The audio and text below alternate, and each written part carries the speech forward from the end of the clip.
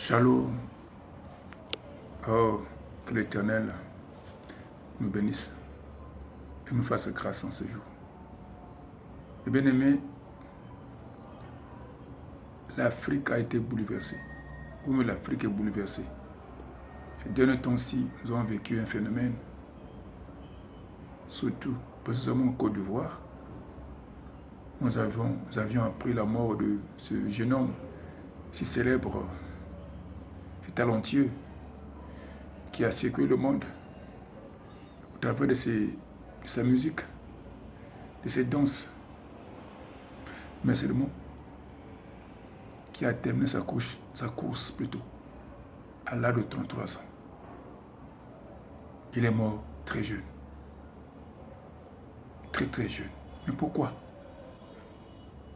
C'est ça, les conséquences de signer un pacte avec le diable. Mes amis, le succès a un prix à payer. Le succès a un prix à payer. Tout ce que vous vénérez aujourd'hui dans ce monde, les acteurs, les footballeurs, les artistes, les catcheurs, les hommes riches, la majorité a signé un pacte avec le diable. La majorité travaille avec les puissances de culte. Dans la Bible, on nous parle de deux sources de richesse, deux sources de gloire, de succès, de renommée.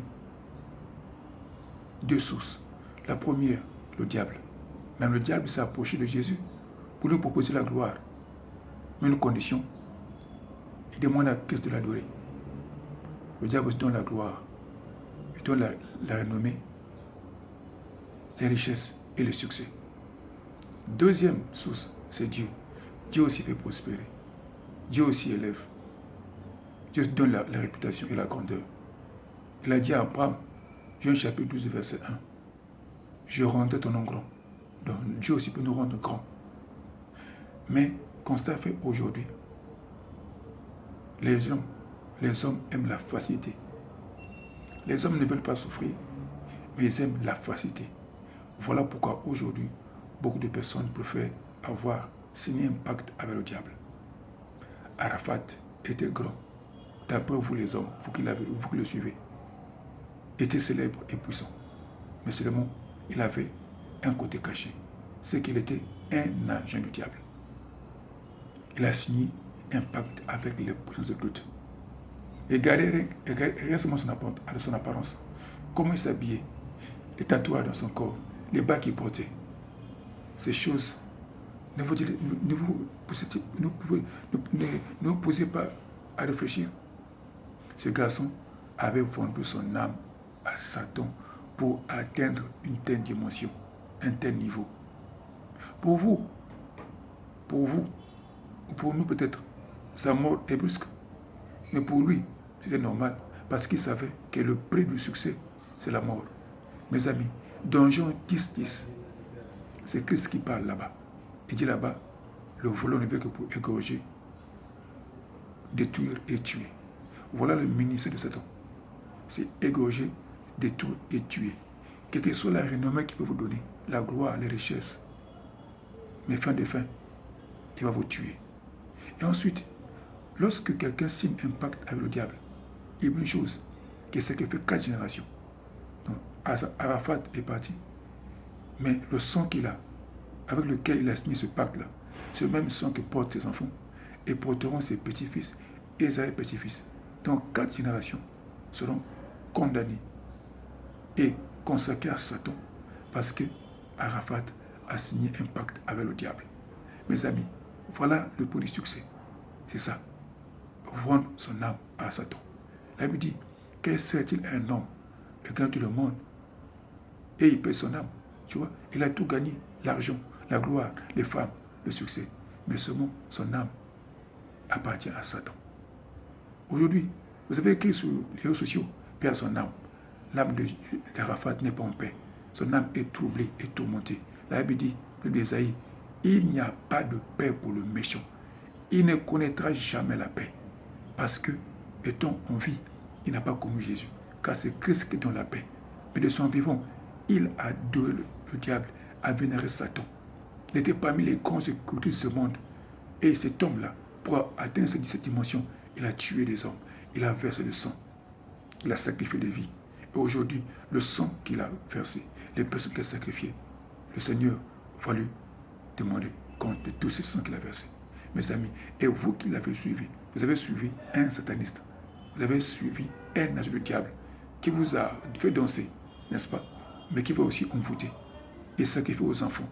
Il y a des femmes aujourd'hui qui ont perdu leurs enfants en suivant Arafat. Il y a des bébés qui ont été sacrifiés, des filles qui ont été sacrifiées. Même parmi ces fans, il y a ceux qui l'ont sacrifié, dont sa gloire et son succès. Mes amis, écoutez-moi très bien. Arafat est le premier, mais après lui s'en suivra d'autres. D'autres partiront. Parce que le Seigneur va juger tous ceux qui pratiquent le cultisme. Mes amis, quels sont les artistes, quels sont les pasteurs, quels sont le cultisme, les hommes d'affaires, les hommes riches, les prostituées, les footballeurs, ainsi de suite. Tous ceux qui sont dans le monde occulte, le Seigneur va commencer à les frapper. Parce que Dieu va purifier la terre.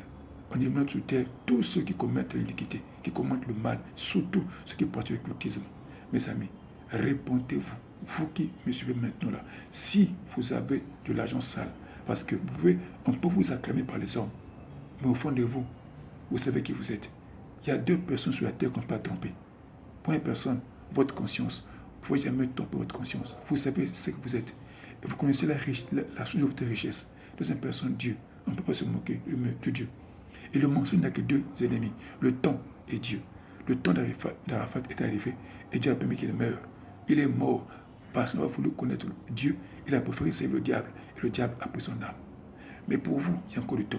Voilà pourquoi, mes amis, pour ne pas subir le sort d'Arafat, répondez-vous, abandonnez le cultisme, abandonnez la sorcellerie, la magie, la divination. Ces choses vous conduiront à la destruction.